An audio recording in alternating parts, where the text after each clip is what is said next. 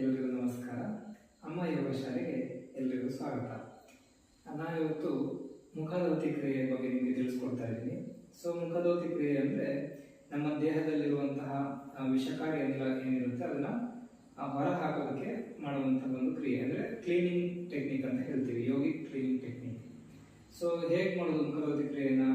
ಮೊದಲಿಗೆ ಕಾಲುಗಳನ್ನ ನಮ್ಮ ಶೋಲ್ಡರ್ ಅಷ್ಟು ದೂರ ಕಾಲುಗಳನ್ನ ಅಗಲ ಮಾಡಿ ನಿಂತ್ಕೊಳ್ಬೇಕು, ದೂರದಲ್ಲಿ ಇಟ್ಕೊಳ್ಬೇಕು.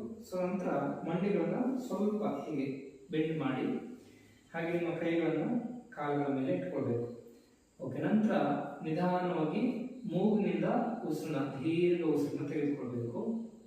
ನಂತರ ಫೋರ್ಸ್ಫುಲಿ, ಅಂದ್ರೆ ಎಷ್ಟು ಸಾಧ್ಯ ಆಗುತ್ತೋ ಅಷ್ಟು ಬಲವಾಗಿ ನಮ್ಮ ಬಾಯಿಯಿಂದ ಉಸಿರನ್ನ ಹೊರಗಡೆ ಹಾಕಬೇಕು.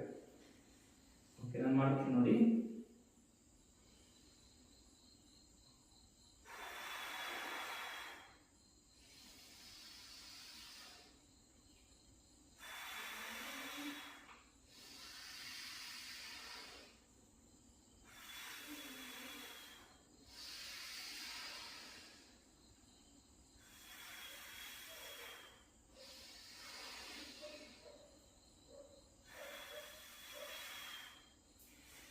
ಈ ರೀತಿ ಮಾಡುವಂಥದ್ದು.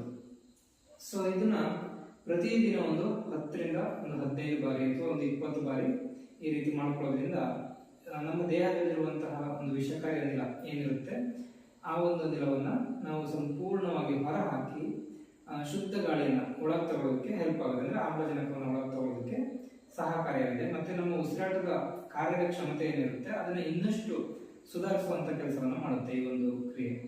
ಹಾಗೆ ನಮ್ಮ ಶ್ವಾಸಕೋಶವನ್ನ ಶುದ್ಧೀಕರಿಸುತ್ತೆ. ಅದ್ರ ಜೊತೆಗೆ ಇದು ನಮ್ಮ ಏನು ಇನ್ನರ್ ಪಾರ್ಟ್ಸ್ ಗಳಿರುತ್ತೆ ಆ ಇನ್ನರ್ ಪಾರ್ಟ್ಸ್ ಗಳಿಗೆ ಒಂದು ಮಸಾಜ್ ಮಾಡುವಂತಹ ಒಂದು ಕ್ರಿಯೆ ಆಗಿರುತ್ತೆ.